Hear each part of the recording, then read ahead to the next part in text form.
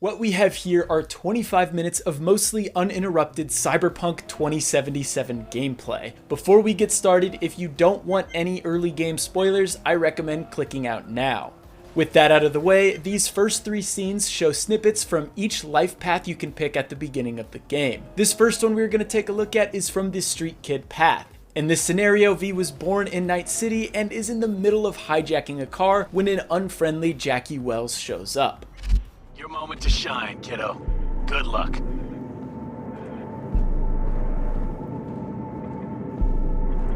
Let's take this piece of wonder tech for a whirl. You're a man of little faith. See? We're rich. Now fire her up and call me when you're underway. Tell you where to go.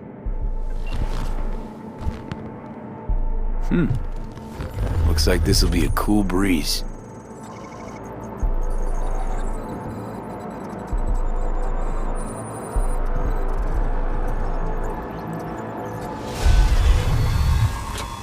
Get the fuck out. Okay. Easy. Nothing personal, compa. Just biz. Rayfield's mine. What? Man, never heard of thieves' honor. Finders keepers. I was first. Listen, only 1 or 2 ways to do this. Friendly or fucked up. Either way, the ending's the same. I'm taking the car. What are you doing? Chingados? NCPD, drop your weapons! You're under arrest! Hands where I can see them. Nice and slow.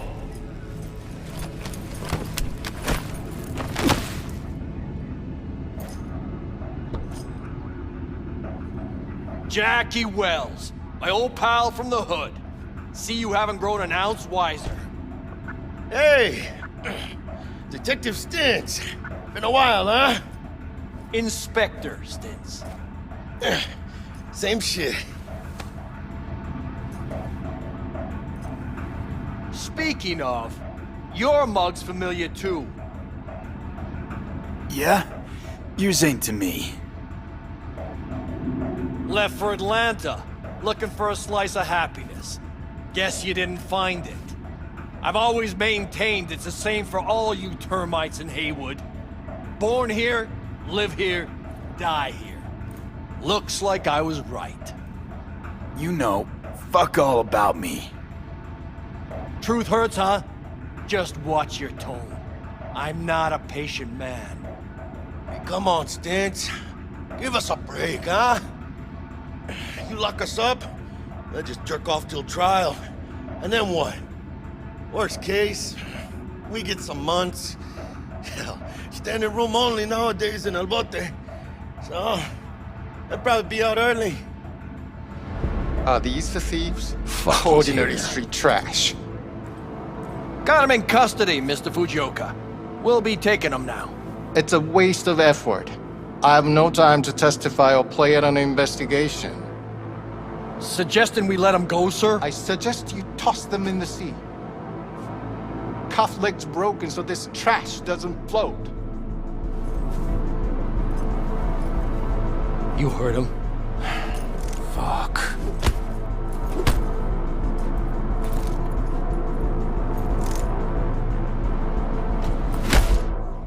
Next up, we have the Nomad life path. In this setup, V is trying to smuggle something into Night City with the help of Jackie. We have 2 sections from this introduction, V repairing a car, and V and Jackie speeding across the border into Night City with border control hot on their tail. You said it was nothing serious when I came in. You said you were sure. Guess I was wrong. Can always look for another shop where they won't ask a lone nomad why he's hugging the border. That's fine. Step aside. What? Got any idea what to do? I'm gonna bypass the coupling and rig a hot wire. Compressor will run on and on. Could seize out. Did anyone ask your opinion?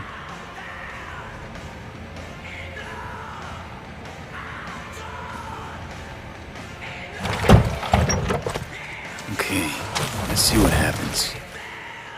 It It's like I was telling you. No.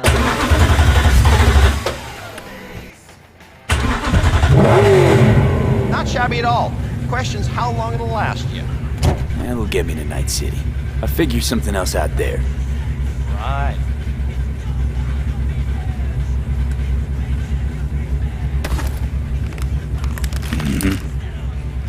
Antenna on this heap don't seem like it packs a punch. Not liable to hear much. You don't say.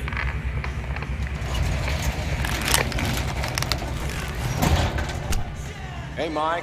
Didn't know you had a customer. Rolled in a few hours past. I thought he'd at least called in. Don't you sweat it, Mike. We're gonna hash it out. Don't you know you owe the sheriff a word when you pay his town a visit? To tell him what's brought you here. Maybe even over a cup of coffee.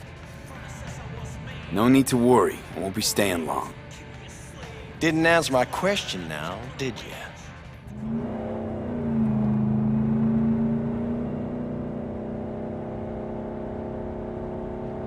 You gonna tell me what happened back there? Let's say I have a bad feeling about this. Oh. Happened a lot to you? Rarely. Smelling trouble around the bend? Drive, Jackie, just drive.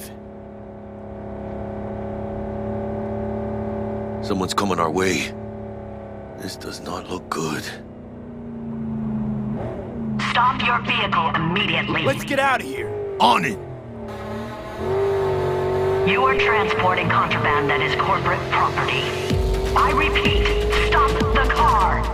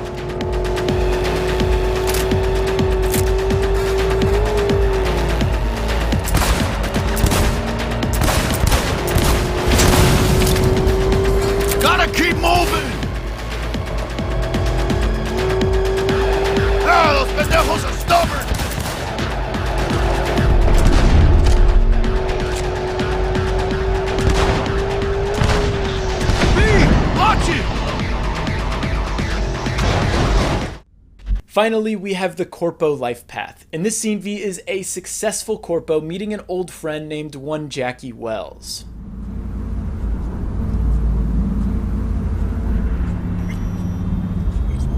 No designated landing site has been detected at the destination. Find a spot close to the bar, as close as you can. Fuck procedures. Initiating landing sequence based on new parameters.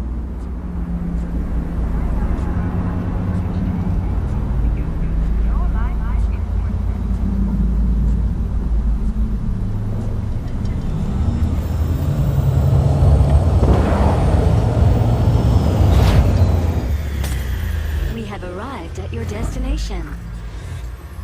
Fuck's your problem, Psycho Suit? This look like a landing pad to you?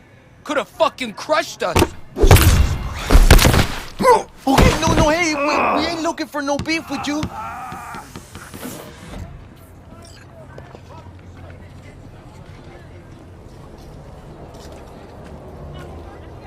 Seems trouble once in.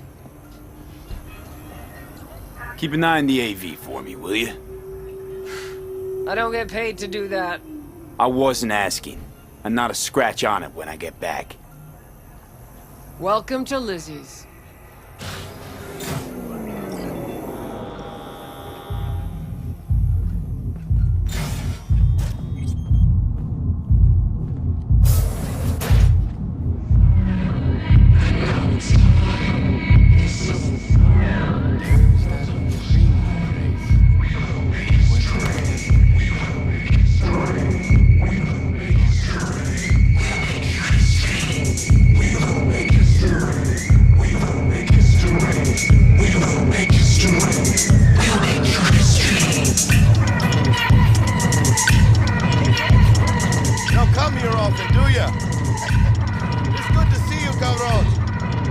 out and tell me what's got your shorts in a knot. It's good to see you too, Jack. How you been? Moving away from the opening setups, this section will show you the ins and outs of Braindance, or BD, a virtual reality tech that lets V examine past events in gritty detail. And remember, everything on full blast. They'll spot us extra for a wicked adrenaline high. Okay, on you go.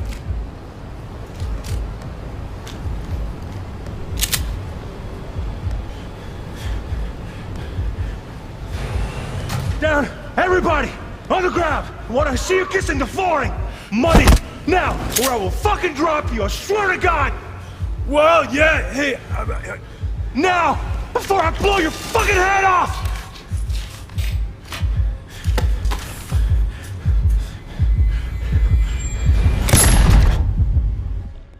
Ah! Slow, deep breaths. Your cortisol and adrenaline spiked, but the soft activated your hormone blockers. Nothing happened. You're alive and well. That was too much. Could feel the guy's pain, his stress, his hope. Hope wrapped up in something else. Mm-hmm. Probably took a booster just before. You'll be fine. Got everything set up? Let's switch over to editing mode.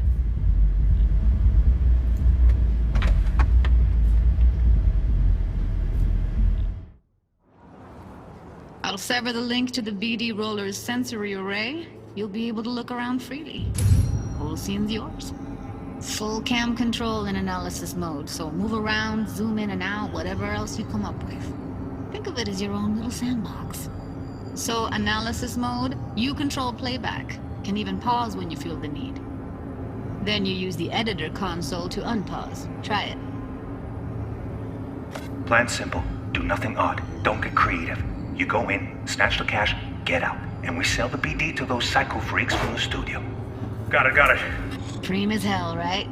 Well, that's not all. You can speed things up or rewind, whatever you like. Give it a try. Rewind. Roll it back to the top. Can I?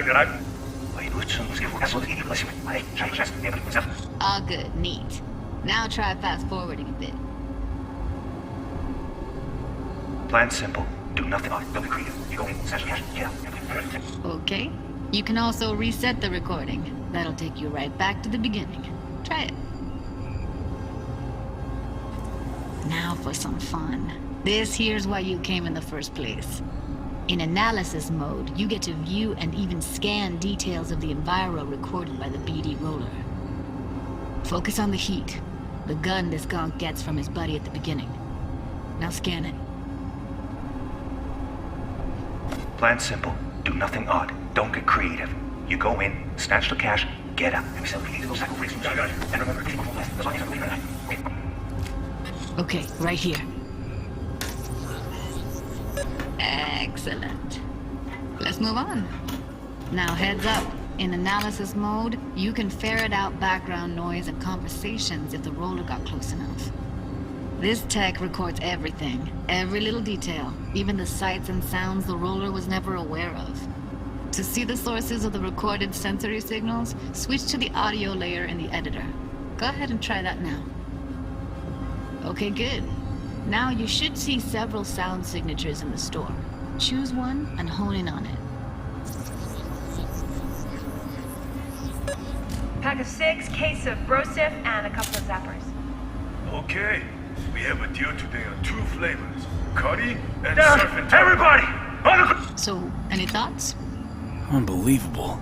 Seriously. Like what's happening right next to me. Yeah, it's how BD recording implants work. They pick up everything, all the elements in the background. Then an editor tweaks them, makes them pop. Keep playing with the sound, explore it a bit. We'll move on when you get bored. I want to see you kissing the flooring! Money! Net! Sometimes you can analyze extra layers in the raw, stuff the roller's cyberware picked up. Like what? Ev's got Kuroshi optics that grab infrared, meaning you should be able to grab heat signatures from her recording. Huh.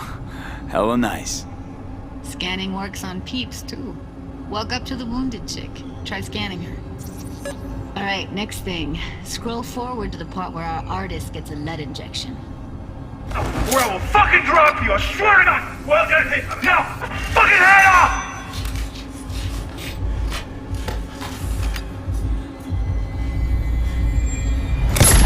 See that? They shot him and he never saw it coming. But you will. Here it comes. My favorite part of the game. See the blinking thing over the entrance? Surveillance cam. Must have caught our shooter. You'll see in a sec. Cam feeds to the screen behind the clerk. Roll back to where the screen's in the kid's field of vision, then scan it.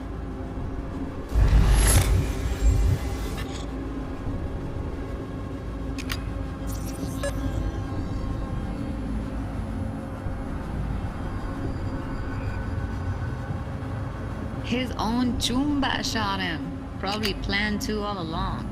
Must have got a nice slice of cred on the black market for a BD like this. BD freaks are ready to pay a preem for a real flatline. Anyway, if you've seen enough, you can exit.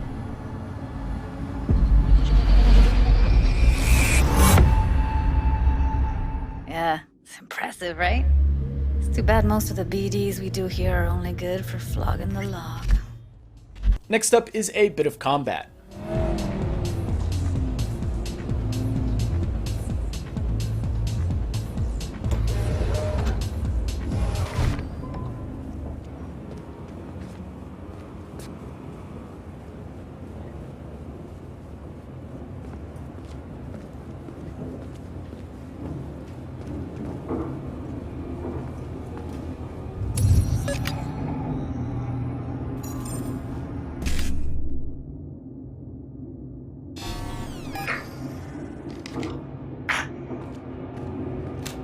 It's just a matter of time, motherfucker! Hey, she's there!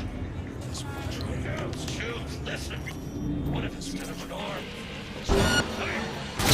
Finish the cunt! Then it started next-gen Buddhist fellowship of... Forget this!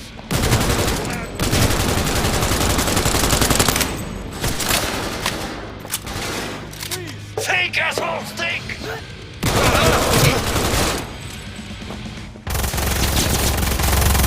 So this is what keeps me brother. Look out! I'm going in!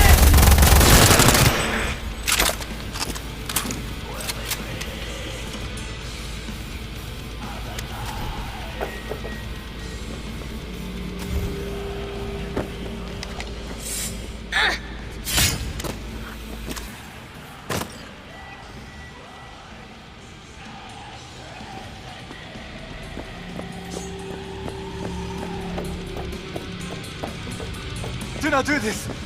The implantation is against my beliefs. Please! I do not want them. Calm down. It's over now. I'm not with them. Now here's a bit of hand-to-hand combat with a pair of interesting characters. I know where I'm gonna strike before I do it. Typical. Knew I'd say that. You're for a fight. Which one of you's my guy? Me! Wasn't expecting a tag team, but whatever, I guess. So, who do I got first? No. You don't get it. That body and this one, I'm the same person. So, what? I'm seeing double? I used to be twins, which you could probably guess. The twins had a close bond. They wanted to be closer, stronger. So they installed neural oscillation sinks. And now they're, well, me. One person, two bodies. My bodies do everything together. Everything. Fine, but we're raising the stakes. Fair. See no problem with that. So, can we get started? Show me what you got.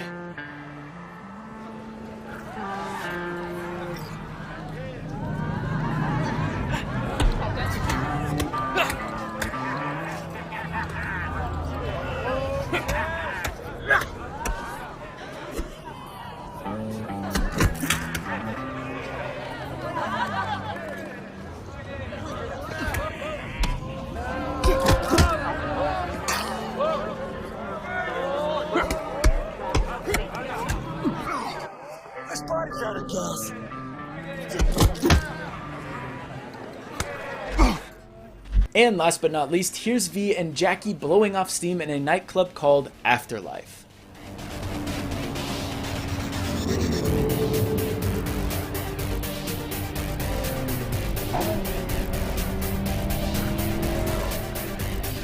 Que ya tengo planes para esta noche.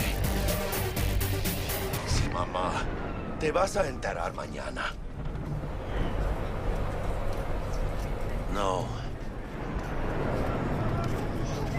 Yo también te quiero, ma. Yeah, about time, Holmes. What's new with Senora Wells? You know, she's worried about me. Whatever. Can't help herself, you know? Checking to see if I'm not rotting in some dumpster, like most of the Wells boys. It's really starting to wear on me. The more I tell her everything's okay, the more I feel like I'm straight up lying. But that's done after tomorrow. Afterlife, here we come, baby. Yeah! We're only here because Dex is pulling the strings. Doubt that puts us in the same league as them. Oh, well, we are. They just don't know it yet. Ready to get your cherry popped? Yeah, come on!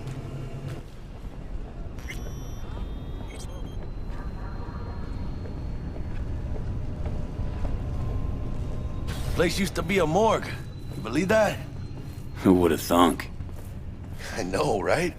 Way before our time, that. When proper burials were still a thing.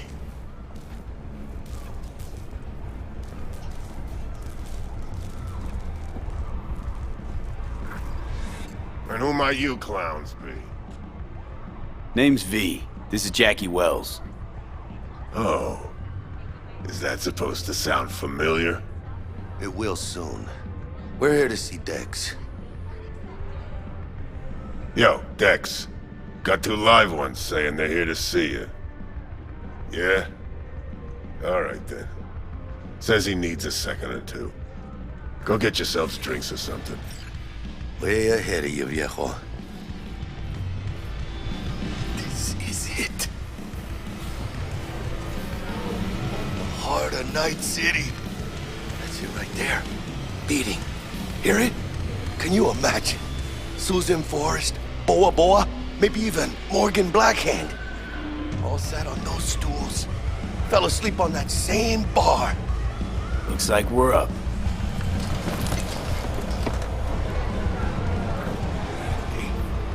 That old lady there? That's Rogue. Best fixer in all of Night City. Thought Dex was the best. Rogue was lining up jobs when Dex was still shitting in diapers. Place belongs to her. What can I get you? You order. 2 tequila old fashions with a splash of cerveza and a chili garnish. Duo of Johnny Silverhands coming up. Right on, chica. Somebody did their homework. Looks like the dog ate mine. Age-old tradition. Drinks are named after our regulars. Say I wanted a drink named after me. What would I have to do?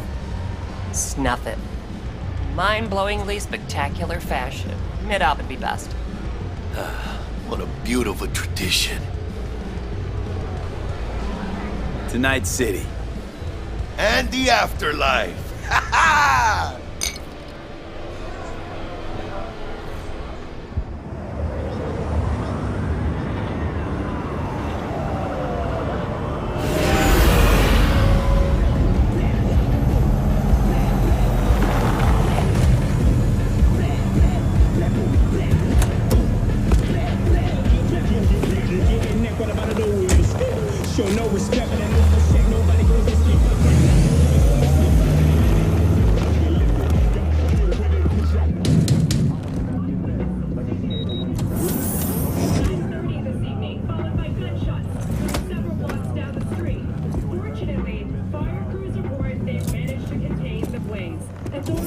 V, my man. You made it. You blowing up all over the news. Are you alone? I just want the money. You got the chip? All right, start her up, Bug. Why don't you go to the bathroom, wash up? We gonna be with you in a minute. What? Oh, come on, man. Your neck, it's a mess. While hotel security has yet to comment, we do know the suspect seems to have fled the scene.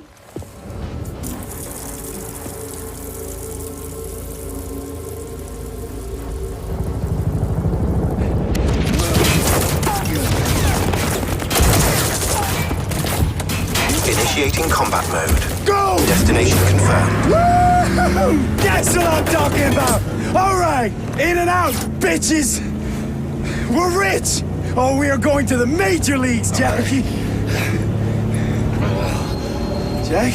Oh, shit! No. Okay, get to a clinic, now. Mr. Wells' condition is critical. Go! Immediate medical It's gonna help be okay. is required. Just hold on. Hey, just think about all the good shit we're gonna have, huh? I'm sorry.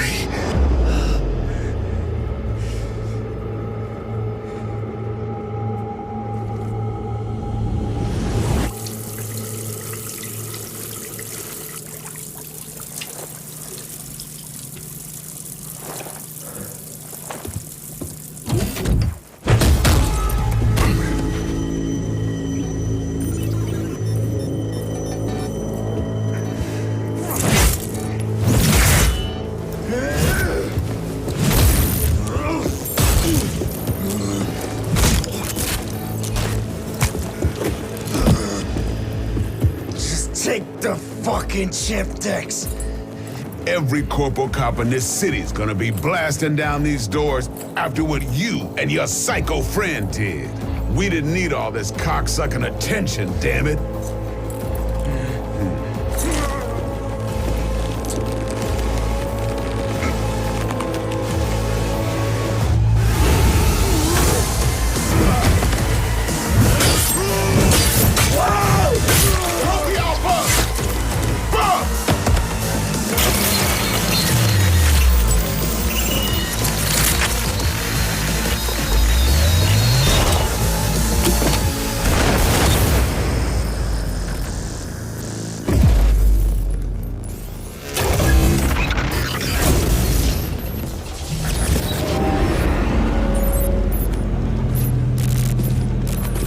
Wake the fuck up, samurai.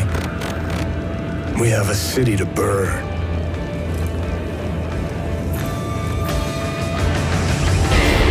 I love this town. The city of endless opportunity. Ready to get your cherry popped? Yeah, come on! City like any other, just bigger. Nah, mano, not just any other city. Legends are born here. The Major Leagues. We're only here because Dex is pulling the strings. Doubt that puts us in the same league as them. But we are. They just don't know it yet. But if you got the cojones and you know how to use them, you can do damn near anything. Unless you catch a bull. Even then, you go out with a bang, right? You know, you can make heaps more eddies as a motivational speaker. Yo, Mr. V, a pleasure. So what's the gig, Dex? You meant to come out in one piece? How about we go over the plan? There's this prototype tech, a biochip to be precise. Jobs to grab it. Guessing it belongs to a corp. Arasaka. We're robbing some heavy hitters. Thought you could blackmail me, fucker? High risk, high reward. First rule of the Afterlife. Ka-ting, baby. Goes without saying, we do this on the hush. Ideally, no bodies, not a one. Sounds simple enough. Feed lead, assholes! Is it gonna be dangerous? Don't you worry, mi amor. We're bulletproof. Get your ass moving now! What the fuck just happened in there? Can't stop digging Night City. Fucking Major Leagues. Happy now, Jackie? Yep, that's fucking high! Time to bail! Oh my god, we're so fucked.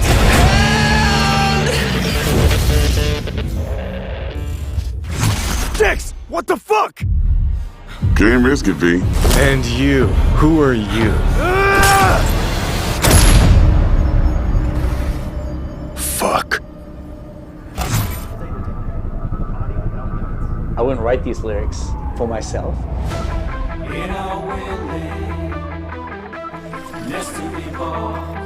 So it's kind of interesting to get into like the mindset of who is this character and what would they write about, or what's their agenda. It's interesting to try to like catch a language that's his and try to catch a language that's like part of this game.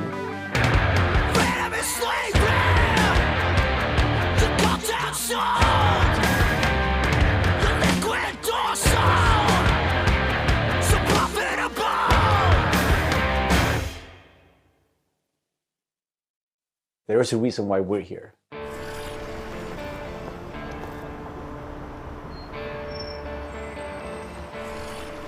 It was Piotr maybe who was a fan of the band. He knew Refused and he knew my voice and he said, oh, that's a perfect voice for Johnny.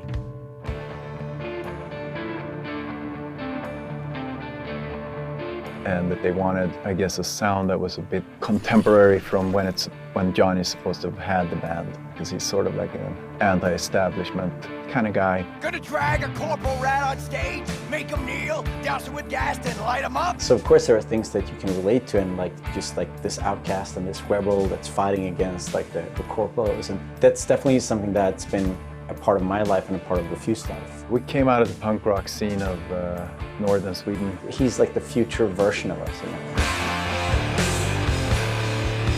So I think it makes sense. I think it totally makes sense for us to be here making these songs about him or for him. You know? So it's pretty cool. Yeah. No trills. But yeah, but like wide vibrato.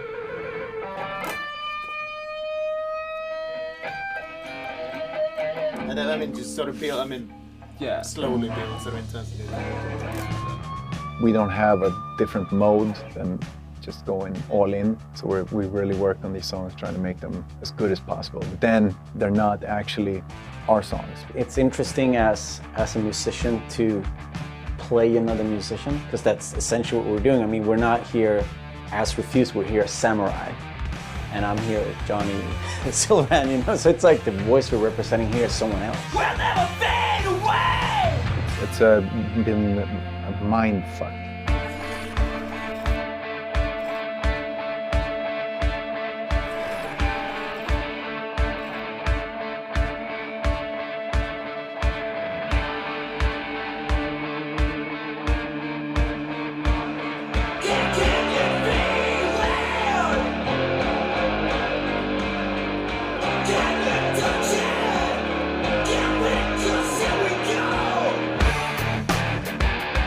I mean, the shouting in itself is just like second nature to me, because I've been doing this for a very long time.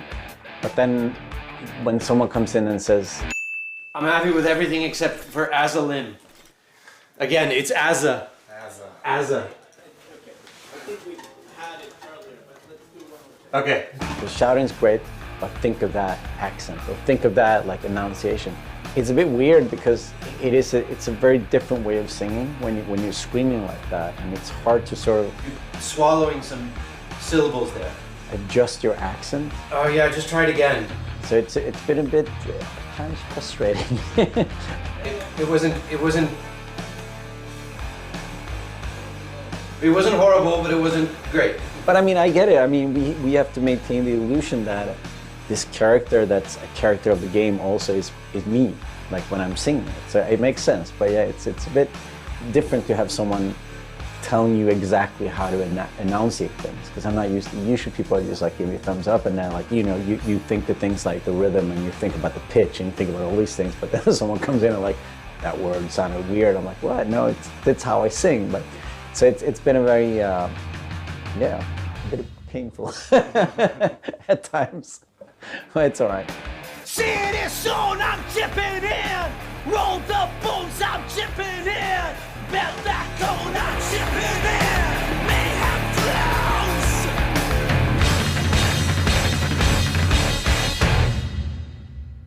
flows. It's a very interesting thing to be part of. As a person that's not a gamer, I don't think I fully understand the impact that this might have.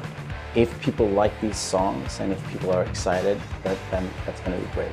I mean, we are spending a lot of times trying to get this right, trying to get it to sound like you know, like samurai would sound, you know. So it's quite interesting. It's a very different way of making music, actually.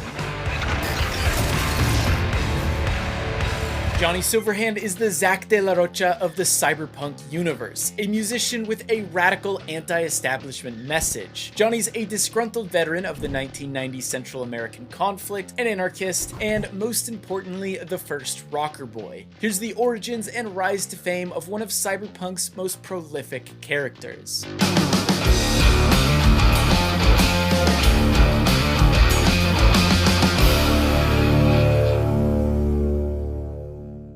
A rocker boy is a class wholly unique to creator Mike Pondsmith's Cyberpunk universe. Rocker boys and gals are charismatic public figures who speak up against the powers that be. They usually come in the form of musicians like Johnny Silverhand, but they don't have to shred the guitar or play an instrument to be considered a rocker boy. According to Pondsmith himself, to be a rocker boy, you just need to be able to eloquently stick it to the man and convince your buds to stick it to the man with you, man. But a rocker boy doesn't have to be a musician. A rocker boy can be anyone who's a orator of the people, anybody who can talk to others and convince them by the power of words, music, sometimes art, and so forth. Although Johnny Silverhand is a 100-year-old rock legend in Cyberpunk 2077, his story begins in the 1990s during the Central American conflict, a bloody struggle launched by the United States war machine to squash communism. Unsurprisingly, the United States had ulterior motives. There were important resources at play that the United States government wanted a piece of. While the US did a good job of keeping this a secret from the general population, soldiers began to uncover the government's underhanded intentions. Many enlisted soldiers, broken and battered at this point, deserted and returned to the United States. Among these deserters was one Robert John Under. After losing an arm, he returned to Night City with a red-hot rebellious spark in his eyes. After getting fitted with a new Arasaka-designed cybernetic arm, he changed his name to Johnny Silverhand and formed a band called Samurai. The group consisted of Carrie Eurodyne, Denny, Bess Isis, formerly known as Nancy, and Henry. You know, good old Henry. Samurai's music was a global phenomenon. The world knew who Johnny Silverhand was, and they heard his messages of rebellion and revolution loud and clear. Samurai criticized government, world leaders, and of course the mega corporations that ruled the world. More importantly, Samurai's music lit a fire under the general public. Everyday folks were picking up instruments and getting their message out there. And so, the rocker boy was born. Unfortunately, Samurai came to an abrupt end when Nancy pushed her abusive boyfriend out of a window and killed him. I say good for Nancy, but the United States justice system seemed to disagree and put her behind bars. Shortly after Samurai separated, Johnny Silverhand kicked off his solo career. His first solo release was titled Sins of Your Brothers. If his work with Samurai consisted of vague lessons in rebellion, Sins of Your Brothers overtly called out the injustices of the Central American conflict. Johnny's first solo album proved to be a massive hit. Not only did it sell like crazy, but it changed the world's perception of the Central American conflict and shined a light on the United States' imperialistic practices. Things were going well for Johnny. His fame was on the rise and he started seeing a woman named Alteria Cunningham, or Alt for short. Alt, an incredibly talented netrunner, created a program called Soulkiller that essentially rips a netrunner's mind from their skull and makes a copy of it inside a mainframe. The body, still alive, is left to decay. The good times sputtered to a halt when Arasaka thugs kidnapped Alt to get a hold of her Soulkiller program. Johnny, in a fit of rage, devised a plan to rescue Alt from the Arasaka building with the help of Thompson, a famous journalist with a distaste for megacorps. It's important to note that at this point, Johnny hates Arasaka. He already did to some extent, but now things are personal. I imagine he'll make his hatred of Arasaka very clear in Cyberpunk 2077. I'm sure he also hates that shiny metal Arasaka arm he's rocking. With the help of his former bandmates, Johnny Silverhand puts on a free show near the Arasaka building to hopefully incite a riot. Then, Johnny would lead an assault on Arasaka to save Alt. Just like when Rage Against the Machine performed at the Democratic National Convention in 2000, a riot erupted outside of the Arasaka building after Samurai played a song titled Chippin' In. Fun fact, Swedish hardcore band Refuse did an official rendition of this song, which you can listen to right now, as well as a few other Samurai songs. Can you feel it?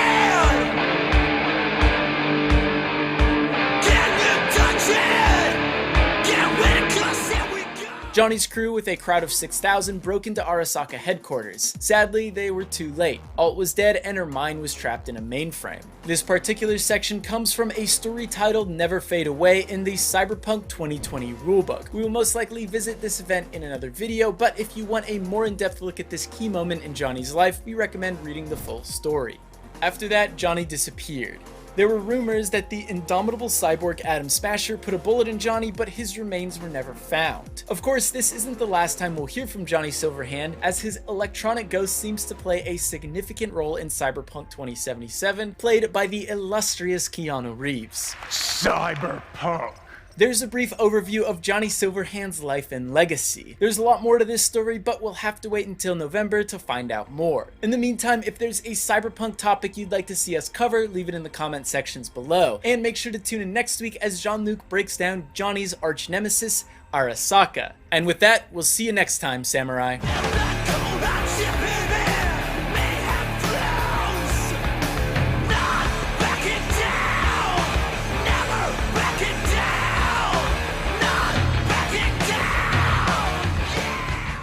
One of the oldest and most influential megacorporations in the world of cyberpunk is Arasaka. It has played a pivotal part in some of the franchise's most important stories and is set to be a major player in Cyberpunk 2077. In many ways, it's looking like Arasaka's role in the game is set to be the culmination of characters and plot lines the pen and paper game has been building for decades. So before we see it play out in the video game, you need to know the history of Arasaka, who its major players are, and how this simple manufacturing company became a Trojan horse for world domination.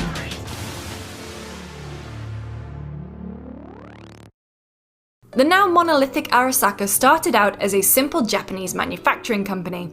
It was founded around the turn of the 20th century by Sasai Arasaka, a clever businessman with a talent for predicting the direction the world was going. He saw World War II on the horizon and positioned his company as a major military manufacturer for Japan, bringing him a lot of success. Sasai also had the foresight to see that Japan would lose, so Arasaka began distributing its vast wealth to overseas accounts, sparing itself from the ruin of the Japanese economy following the country's surrender. In the years following the war, Arasaka would slowly trickle those funds back in, keeping the company on top as a vital part of Japan. That's how Arasaka got its start, but the history of the modern-day Arasaka begins with Sasai's son, Saburo. Saburo Arasaka was a renowned pilot during World War II. He was fiercely nationalistic, strongly believing that Japan should take its rightful place as leader of the world.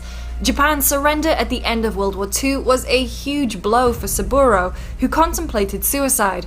But like his father, he had the vision and foresight to think ahead. Saburo saw the global economic path the world was taking and knew that while Japan had failed militarily, it could succeed commercially. Thanks to his father's actions, Arasaka continued to thrive and accrue a massive fortune after the war. So Saburo prepared and waited until his father's death in 1960 when he assumed control of Arasaka. It was then time for Saburo to start the long game. His end goal? To bring back Japan to imperial glory and become a political and economic superpower that controlled the world. Saburo's first step was to create and expand the Arasaka Bank. The bank acted as the reliable backbone of the company, always providing good income thanks to smart business decisions on Saburo's end. This allowed Arasaka the freedom to invest in other ventures, such as the Arasaka Security Division, which provided the highest standards of electronic security as well as physical manpower like armed guards. By the 1990s, Arasaka Security was the most powerful and respected security company in the world, with thousands of businesses using their services. And then, the collapse happened. Ever the forward thinker, Saburo saw the economic crash coming and made preparations as well as a few manipulations in order to profit from the destruction of modern society. Arasaka came out of the collapse as one of the largest corporations in the world, and it was time for Saburo's master plan to take shape. Arasaka's security would create one of the first corporate armies. Saburo would go on a spree, buying out valuable businesses with Arasaka Bank in one hand and eviscerating the competition with his personal army with the other. By 2020, the mantle of CEO passed to Saburo's eldest son, Kei Arasaka. But in many ways, Kei was just a figurehead, and the true power and decision-making still lay with the 101-year-old Saburo. His mind was still as sharp as ever, and his goal of complete world domination was ever present. The only thing keeping him from achieving it was alliances made by other corporations in the interest of keeping Arasaka in check. One such corporation was Militech, an American arms manufacturer and military contractor. Militech was Arasaka's biggest competitor, and this rivalry would end up being the source of Arasaka's first major defeat.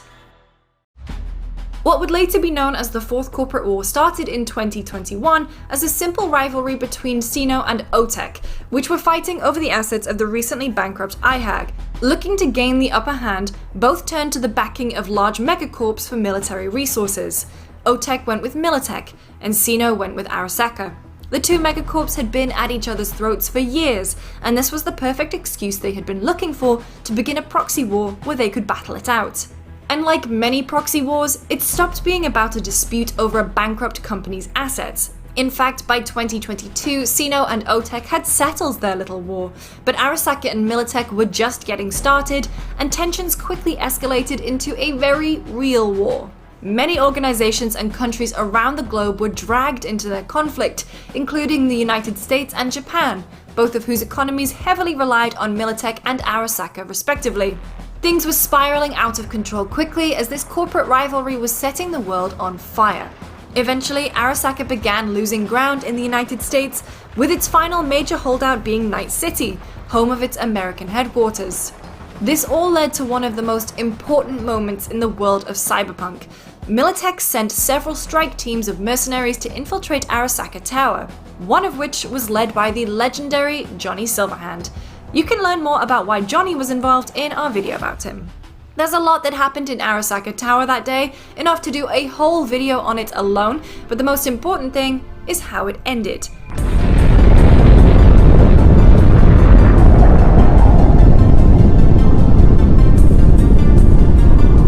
A thermonuclear device was detonated, resulting in the destruction of central Night City and the deaths of over 500,000 people in what would later be referred to as the Night City Holocaust. The blame was placed on Arasaka, and US President Elizabeth Kress used the event to nationalize Militech and expel Arasaka from the United States. Small conflicts continued for 2 more years, but at this point Arasaka had lost. CEO Kei Arasaka, eldest son of Saburo, died by suicide in 2025, officially bringing the Fourth Corporate War to an end. The fallout of the war severely damaged Arasaka. All its overseas assets had been seized by different governments, and it was kicked out of pretty much everywhere. The Japanese government, which had long butted heads with Arasaka, was terrified of a potential retaliation from other nations, despite not being directly involved. But the government still needed Arasaka due to its massive influence on the Japanese economy. So the government nationalized all of Arasaka's assets, and Arasaka became a Japan-only company for the next decade. With the loss of its CEO and power, an internal power struggle took place within Arasaka. There are 3 major players. The first was the Kiji, led by Hanako Arasaka, the youngest daughter of Saburo. Hanako is an intelligent and kind-hearted woman who wanted to live an independent life rather than be a pawn in her father's corporate game, which is perhaps why she led a faction to grab the power for herself. Next, there's the Hato, led by Michiko Arasaka, the youngest daughter of the late Kei. She is a US citizen and had the backing of the US government, which wanted to take control of Arasaka. The final group is the outside rebel faction Taka, led by Yorinobu Arasaka, another of Saburo's children. Yorinobu is by far the most interesting of the 3. When his father told him of the true purpose of the Arasaka Corporation, Yorinobu left his family in disgust.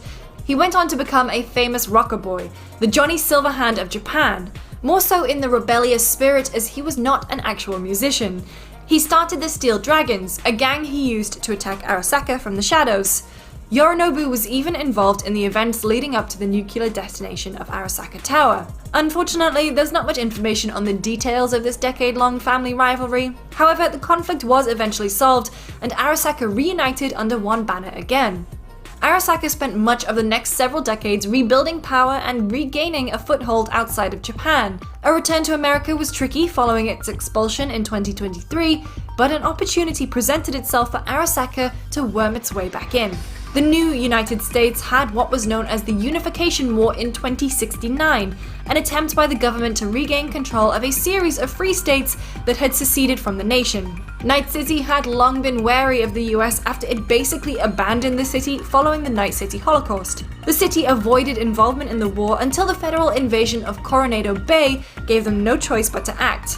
City Councilman Lucius Rhine turned to Arasaka for help. This was the opportunity Arasaka was looking for, and it showed up days later with the supercarrier causing a swift retreat of the NUSA. The sudden involvement of Arasaka drummed up fears of another fourth corporate war level crisis, and as such the new United States backed down and signed a treaty of unification, ending the short-lived war. Night City was now an independent city-state, and by the present day of 2077, Arasaka was once again in control of the city. Which brings us to the upcoming video game in which Arasaka plays a pretty major role. If you pick the Corpo life path option, main character V will start as an employee for Arasaka's counterintelligence division, and you'll get to see the ruthless Arasaka corporate lifestyle for yourself. The company is also involved in the game's main plot, which involves stealing an ancient prototype chip from Arasaka. Expect an appearance from Saburo Arasaka himself, who is still CEO of the company at the ripe old age of 158. How could he possibly still be alive, you ask? Well, let's just say Saburo had plans long ago to download his personality into an AI when he died. The very existence of this piece of tech has been at the heart of many of Cyberpunk's most important stories, and will be an important part of the video game. Yorinobu will also play a role in the story. He has, for unknown reasons, returned to the fold of his father's empire. But knowing him, he has his own plans and motivations. The events of Cyberpunk 2077 might end up being another major chapter in the history of Arasaka. We covered a lot of information today, and there are plenty of details left for further exploration. In fact, next week Jake will be diving deeper into the Fourth Corporate War, so make sure to come back for that. As always, let us know if there's a particular subject in the world of Cyberpunk you want to know more about, and thanks for watching.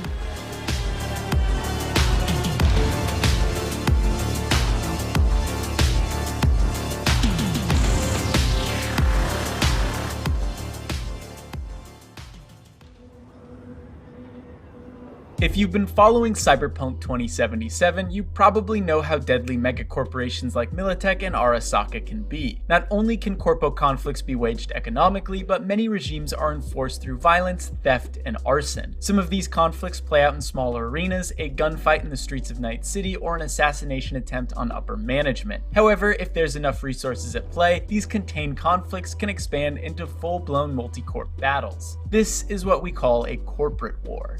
Although there were 3 corporate wars prior to the 4th, obviously, the 4th corporate war played a big part in shaping the corporate, cultural, and environmental landscape of Cyberpunk's universe. Even though the war ended 50 years before the events of Cyberpunk 2077, remnants of the war are and always will be present in Night City. But before we dig into the 4th corporate war, let's take a look back at the previous corporate wars. From 2004 to 2016, corporations were involved in 3 distinct wars. Most of these conflicts were fought by security personnel and mercenaries with high-tech weaponry. The first war was between Epic Games and EBM and Orbital Air for control over the remains of the failing company, Transworld Airlines. Ultimately, Orbital Air forced EBM to surrender, and they took control of Transworld Airlines' assets. Although this war only lasted from 2004 to 2006, it set a dangerous precedent for other corporations. It meant that violence and warfare were viable tactics. Many corporations beefed up their security departments when the dust settled.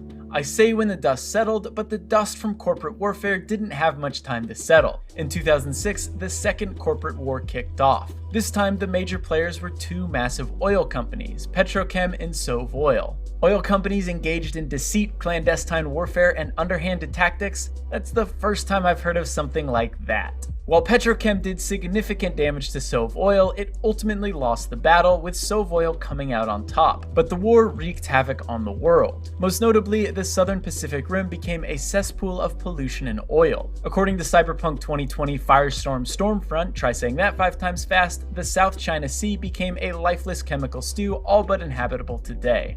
Nations and economies were destroyed in the fallout, and Sovoil was forced to pay reparations. The Second Corporate War was also the first time a corporation blatantly ignored governments and nations in order to secure a victory. The Third Corporate War played out a little differently than the last two due to the fact that it was mostly fought on the net. This war was between investment counselors Merrill, Arasaka, and Finch and the Rothstein Fund, a subsidiary of the Bank of New York. MANF was embezzling money from the Rothstein Fund. When the Rothstein Fund uncovered MANF's scheme, they notified the Los Angeles District Attorney's Office. MANF retaliated by launching a netrunner assault on the Rothstein Fund. A few months later, MANF left the corpses of 2 Rothstein execs on the DA's doorsteps. The Rothstein Fund dissolved shortly after. The worst was yet to come for Night City. In 2021, a German nautical tech company by the name of International Handelsmarine Act, or IHAG for short, came into some financial trouble. 2 competing nautical companies caught wind of IHAG's financial downturn, and both attempted to swoop in and take control of the sinking, pun intended, Nautical Corp. Those companies were Ocean Technology and Energy Corporation, OTEC for short, and a French company I'm not going to try to pronounce, which we'll call Sino for short. IHAG, OTEC, and Sino had been ruthless competitors for years, vying for economic dominance in marine biotechnology. When IHAG filed for bankruptcy, OTEC and Sino opened bids to acquire the company. Unfortunately, before a Sino negotiator could present a buyout offer to IHAG, she was kidnapped. I wonder who or what could have been behind that. Wasting no time at all, OTEC signed a protection security contract with Militech, a huge tech and weapons corporation that had been in competition with Arasaka for years. Of course, this caused Sino to partner up with Arasaka, the Japanese-based mega corporation. This more or less kicked off a proxy war between Militech and Arasaka. Officially, both corps are trying to sway the outcome of the IHAG takeover. Unofficially, the 2 major corporations found a reason to launch a clandestine conflict known as the Shadow War. Most of the attacks during this period consisted of assassination, theft, and net raids between Arasaka and Militech. The shadow raids didn't last long though. As the covert operations of both companies came to a head, war broke loose. Known as the Hot War, many corps and security specialists picked a side, and fighting broke out in all major cities worldwide. At this point, the dispute between Sino and OTEC had been resolved, but the 2 massive security corps were just getting started. This squabble was shaping up to be much bigger than the corporate wars before it. Both sides were escalating the conflict every chance they got, investing heavily in weapons technology. Very few parts of the world were off limits, and entire economies, societies, and cultures suffered because of it. Most notably, in 2023, international trade collapsed. The net also suffered from the conflict. It was rife with deadly programs and dark areas thanks to Militech and Arasaka's handiwork. NetWatch, the internet police, couldn't contain the virtual damage either. Eventually, the pre-Fourth Corporate War net deteriorated and died. 2023 was also the same year that Johnny Silverhand and Solo Morgan Blackhand, along with a group of anarchists, raided the Arasaka building in Night City to destroy Arasaka's secured database. For more info on this pivotal event in Johnny's life, be sure to check out our video on Johnny Silverhand right after this. This raid didn't quite go as planned, and a nuclear device was set off, destroying central Night City and killing 750,000 people. It's unclear who detonated the nuke. Some believe it was Arasaka to protect corporate secrets, while others believe it to be Militech. Finally, the United States government stepped in and nationalized Militech, forcing Arasaka out of the United States. With Militech at her back, US President Elizabeth Kress used this as an opportunity to take full control of the government and reunify the United States. Of course, the Free State of Northern California was uninterested in reunification. Due to Northern California's disobedience, Kress did not aid Night City in its reconstruction efforts. And this brings us to the time of the Red, but we'll save that for another video. The Fourth Corporate War was a wake-up call for the world. Although governments and nations still existed, it became apparent that corporations were calling the shots. Allegiances didn't lie in world leaders or countries, but in Arasaka or Militech. And of course, I'm sure we'll see more of this bitter rivalry between Militech and Arasaka in Cyberpunk 2077. Thank you so much for watching this episode of Cyberpunk Lore. Be sure to check back every Saturday for a new episode, and if there's something you'd like us us to discuss, leave it in the comments below, or you can drop me a line on Twitter. See you next time.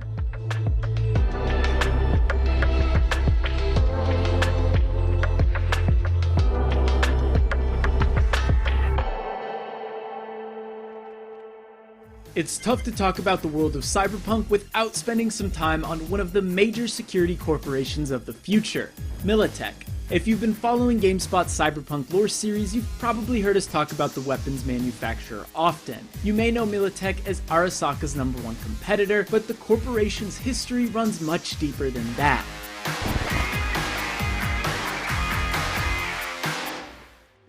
In 1998, the United States government decided it was finally time to retire the M16A2 assault rifle. Marine Corps officials were shipped a handful of rifles to test out, however, only 3 made it to the final trial: FN's SAP, Colt's AR-17X, and a firearm from a small weapons firm called Armatech Lucchesi International. The SAP was a cheap, unreliable firearm. Its only saving grace, apart from being dirt cheap, was that the parts and ammunition were compatible with the NATO alliance armaments. The AR-17X was an excellent gun with a big price tag. Although it passed the field test with flying colors, the United States ultimately didn't think it was worth the price. The weapon from Armatech Lucchesi International proved to be the best of both worlds. It was reliable and moderately priced. United States Marine Corps General Donald Lundy, a name you'll want to remember, took a liking to the Armatech Lucchesi firearm. It was his #1 choice. However, due to the financial collapse at the time, the government settled on the SAP and drafted up a contract with FN.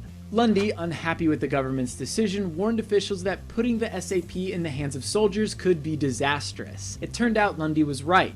Thousands of soldiers armed with the clunky SAP rifles died in South and Central America. To make matters worse, the European community kicked the SAP to the curb in favor of the FNRAL, a fantastic weapon that was incompatible with FN's SAP. Frustrated, Lundy left the Marine Corps to work with Armatech Lucchesi International. With his connections and experience, he was brought on as the acting CEO, while the founder, Antonio Lucchesi, focused on designing and creating weapons. Thanks to Lundy's connections to the military, he had no trouble securing government contracts for Armatech Lucchesi. These contracts gave the small arms company a leg up over the competition. As Armatech Lucchesi International expanded, Lundy and Lucchesi decided it was time to rebrand. And so, Militech was born. Militech's first big break was to replace all the SAPs the United States military bought only a few years ago. I'm sure Lundy walked into the Pentagon that day with a big old "I told you so" grin on his face. Militech's Ronin light assault rifle replaced FN's SAP, and with that, Militech's popularity skyrocketed worldwide.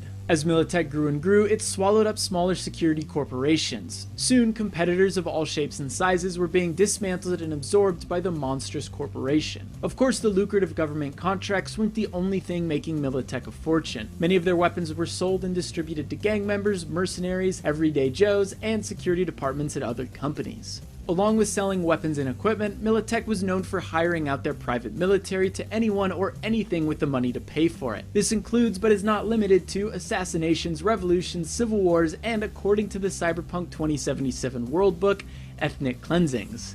Yikes. By 2020, Militech was the biggest weapons company in the world, selling more firearms than any of their competitors, Arasaka included. However, money isn't everything, and Lundy knew this. Militech's influence and reach didn't quite match the Arasaka family, and so a not-so-friendly rivalry between Arasaka and Militech came to be. The rivalry came to a head during the Fourth Corporate War. Fighting between Arasaka and Militech broke out all around the world in nearly every major country. If you'd like to know more about this conflict, check out our video on the Fourth Corporate War. In the meantime, here's some important bits. Arasaka and Militech aligned with nautical tech companies vying for market control. Early on, Arasaka and Militech launched a clandestine war against each other known as the Shadow War. Eventually, tensions bubbled over and the two corporations kicked off a full-fledged corporate-backed war. Fighting persisted until a mysterious pocket nuke erupted in Arasaka.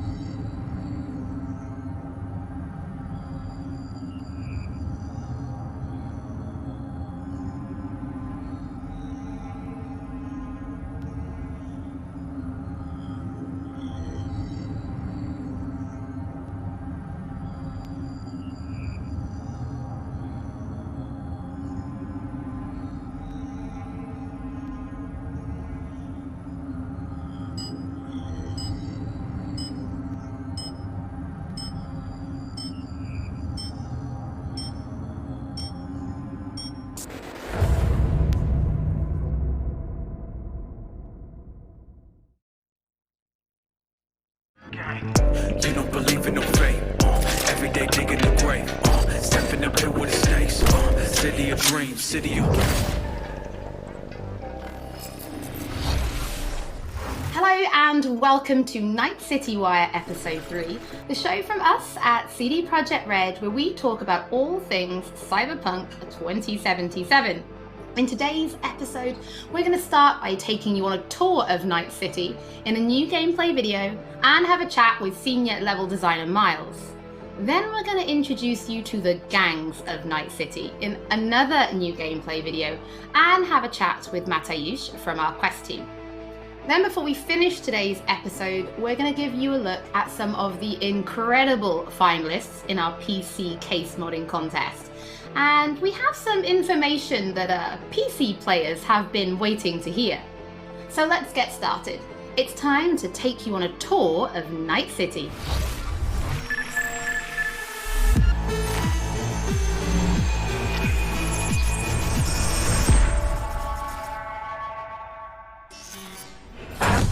Oh my god, Juanita here. Today's news is Nova Max. Hi there. New to Night City? It's not so bad here.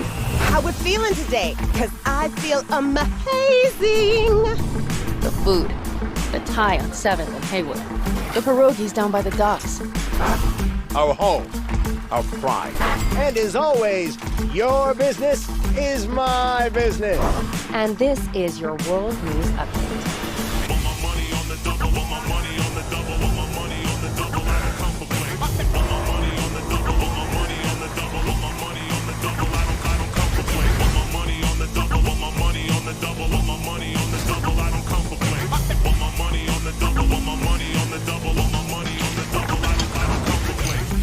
Endless possibilities and endless lies. We are fucked, America. And I don't know how we're gonna fix it. The homeless population in Night City has risen by 300%. Crime in Night City is now double the rate than in the new United States.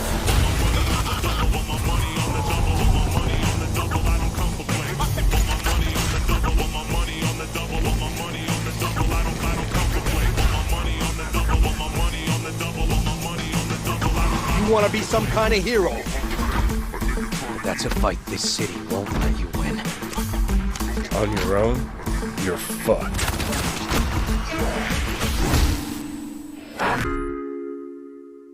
Well, on that note, that's it for today's Info Flash. Sleep tight, Night City. The grass ain't greener anywhere else. Night City. What does it mean to you? How well do you know its history? Who was Richard Knight? How many stations are in the NCART system? Which city district boasts the best burrito in town? The answers to these questions and more can be found at the address at the bottom of your screen. Check it out and fall in love with Night City all over again. She pulls my trigger, got me up alright. It's a danger play here in Night City.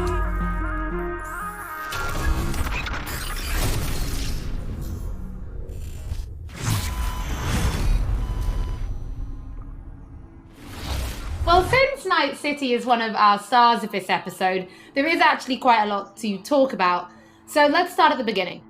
How did Night City come to be? Because yes, it exists in the world of the tabletop, but how do you take that and make what we've got now?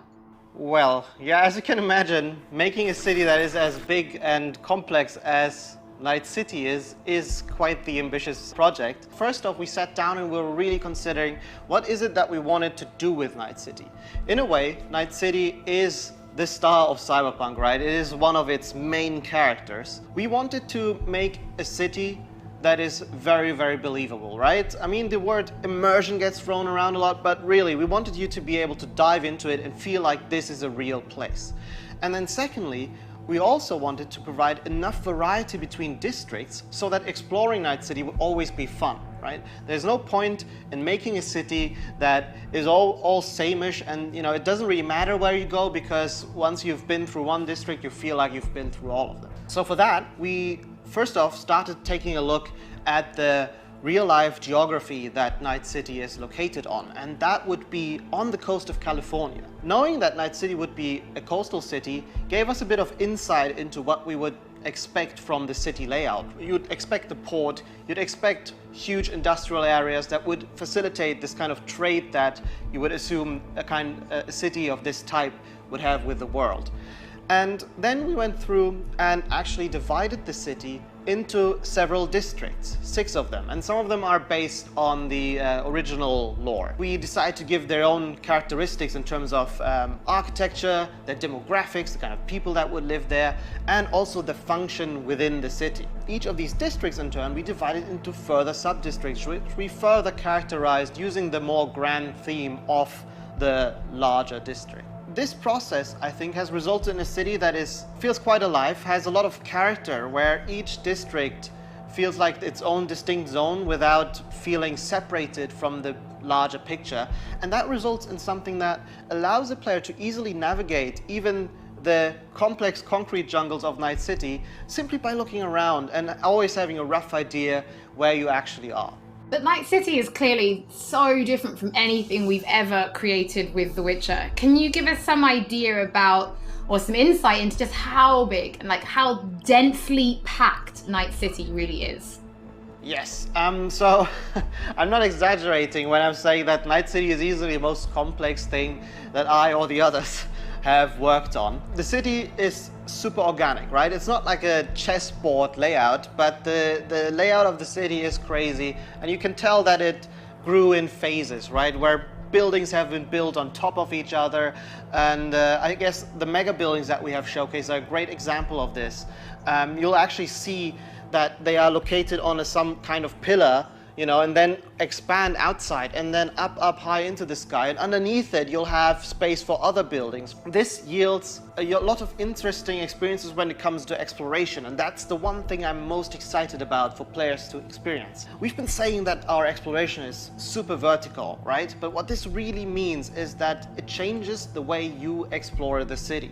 Compared to our previous games, you won't be able to easily set out on a target in the distance, right? You won't be able to say, oh, there's a castle on a hill over there, I'll try to get there, and then you'll be lost on the way.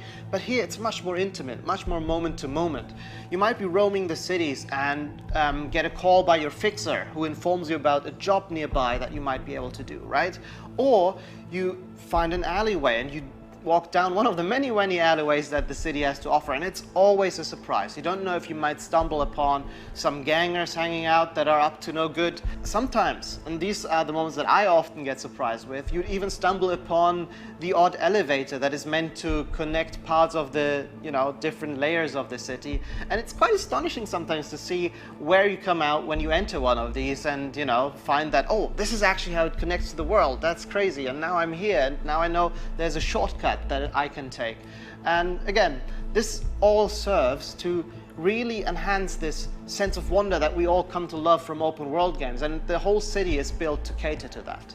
I mean, you guys have really brought Night City to life, and I really want to make a point of that. It is a living, breathing city. So as a level designer, can you give us some insight into those little touches that you guys have made? Because I hear you guys have even been placing rubbish by hand. Oh yes, we've been placing quite a bit of rubbish, and that's certainly one of the more glorious parts of being a level designer or an environment artist, where you get to litter the streets that you've spent time building with the garbage. But it's details such as this that we find really important to make the city feel alive, and also we take great pride in the process of making this, right?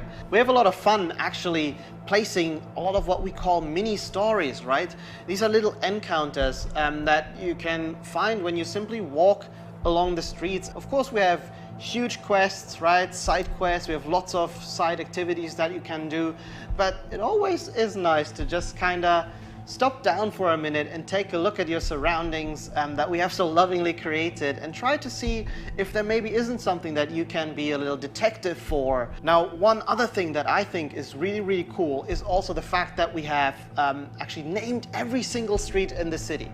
So not only will NPCs be able to communicate their locations or the locations they want you to visit by sort of referring to the street names, but also you will be able to talk to your friends about it in that way, right? Have you been to Poplar Street in Japantown, for example? And I think this is a small detail, but the philosophy that we have with these kind of things is that, you know, many small things contribute to the sum of it, which is hopefully then you being able to explore a city that you feel is truly alive and that you haven't been experiencing before. Well, Miles, thank you so much for giving us your insight. I suppose when the game launches, you could be an official Night City tour guide instead, right? I might be, yeah. You know, if this game dev thing doesn't work out for me, I might retire and become a tour guide in Night City. Don't forget that if you are tuning in late or if you just want to watch anything again, we will be uploading everything to our channels soon. Now, from the 6th Street to the Valentinos, it's time to introduce you to the gangs of Night City.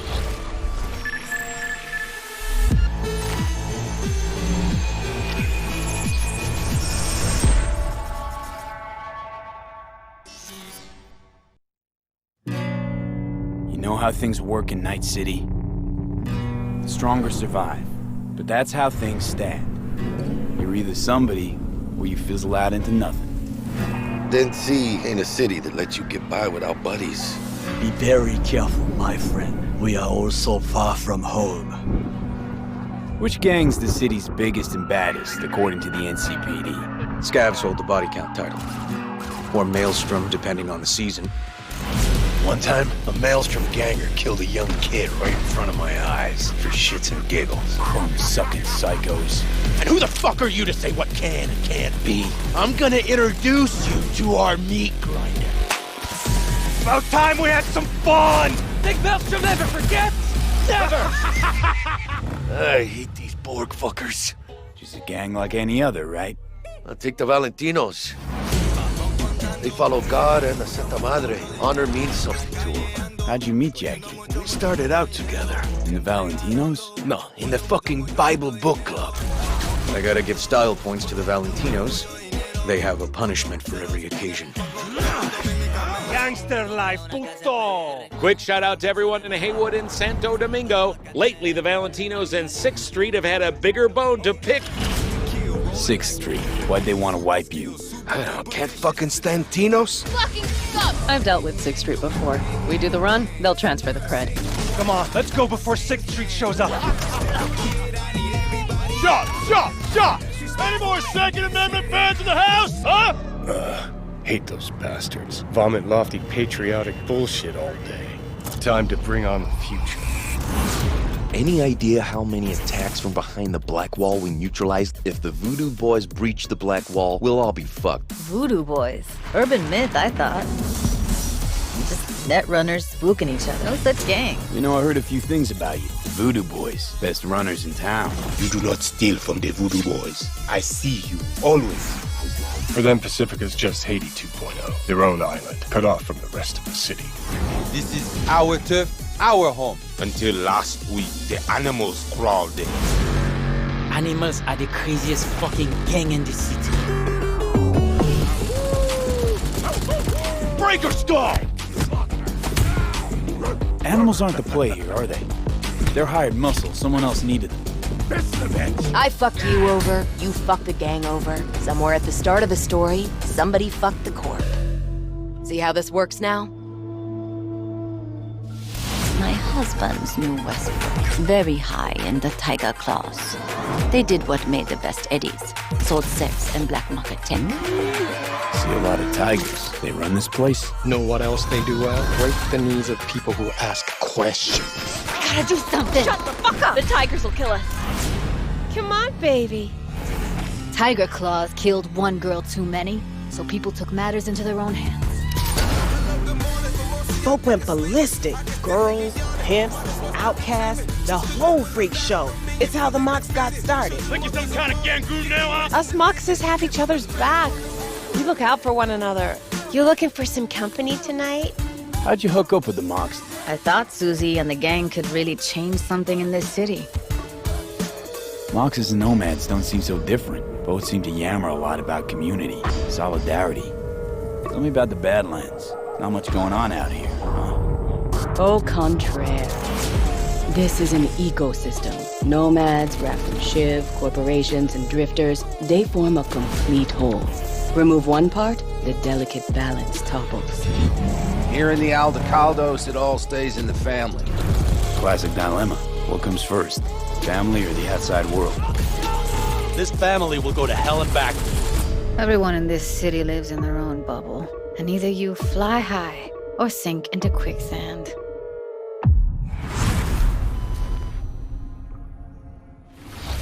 Mateusz, thank you so much for joining us. I have personally been really excited to give people a closer look at the gangs. We've shown a little bit on Twitter, but their styles are so distinct. Yes, I enjoyed them a lot as well in our game. I think they're very cool.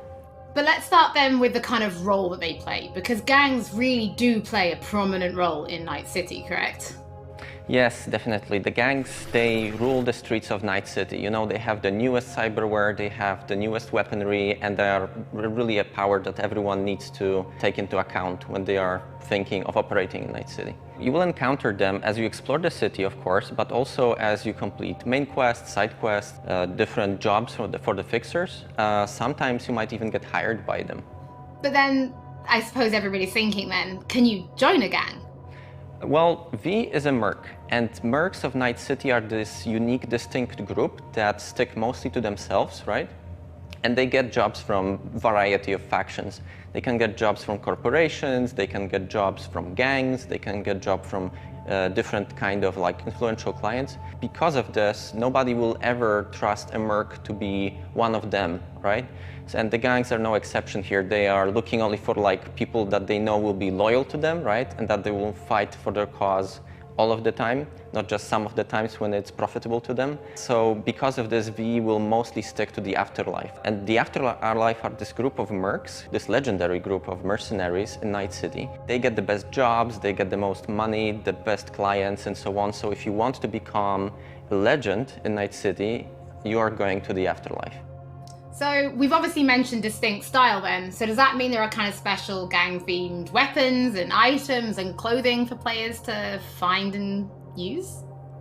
Yes, definitely. There are different vehicles that you can drive, for example. There are cars, there are motorbikes. Then, of course, there are different pieces of clothing themed after gangs. There are weapons and so on. So yeah, definitely there are things to look forward to. I suppose as somebody who's spent as much time as you have kind of getting to know the gangs, I have to ask, which is your favorite and why? So I would have to say probably Maelstrom, simply because they have this unique, distinct feel and this weird aesthetic about them. So the idea about Maelstrom is they are people who want to cross the boundary between the machine and human, right? They are changing so much of their body with cyberware that they no longer look human, really. On top of that, they are also very unpredictable. It's very difficult to say what they will do at any point when you meet them. At one moment, they can be shaking hands with you, and at the other moment, you know, they will pull gun out on you, and they bring in this element of chaos into the game, which I really enjoy personally. Oh, Matty, thank you so much for joining us. It's always interesting to learn what your favorite gang is. I think it kind of tells me a little bit about you. Oh, does it? What does it say about me? Well, we'll talk about that later. But for now, before we wrap up today's episode, we asked people to show us their creativity and design a PC case mod, Cyberpunk style. Our panel of judges selected 5 finalists, and we teamed them up with professional case modders to bring their concept to reality.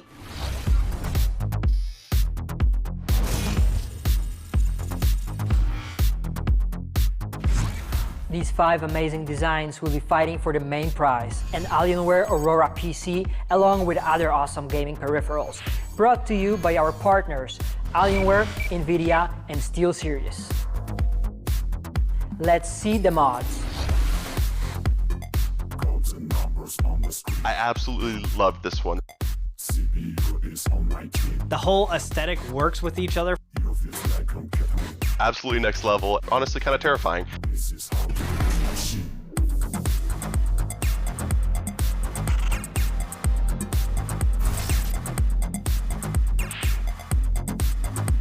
Exactly the type of thing I would expect to find at a trade show. It really looks like it could have come straight out of the game.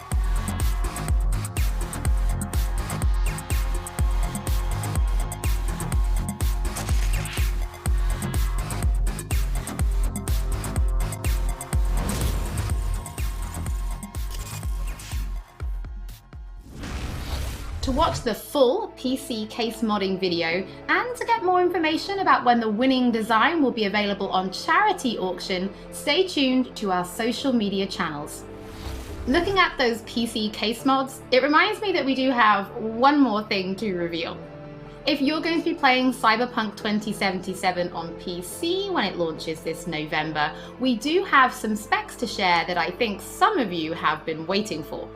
The minimum system requirements for Cyberpunk are a Windows 7 or 10 PC, an Intel Core i5 3570K or AMD FX 8310, 8 GB of RAM, and an NVIDIA GeForce GTX 780 or an AMD Radeon RX 470. In the storage department, the game will take up roughly 70 gigs of space, and although it will run off a HDD, we do recommend an SSD. As for the recommended specs, you're in the green if you're rocking Windows 10, an Intel Core i7 4790 or AMD Ryzen 3 3200G, 12 gigs of RAM, and an NVIDIA GeForce GTX 1060 or AMD Radeon R9 Fury. Thank you so much for joining us for episode 3 of Night City Wire. Don't forget that if you've missed anything or if you just want to watch again, we will be uploading everything to our channels shortly, and we will be back soon with episode 4.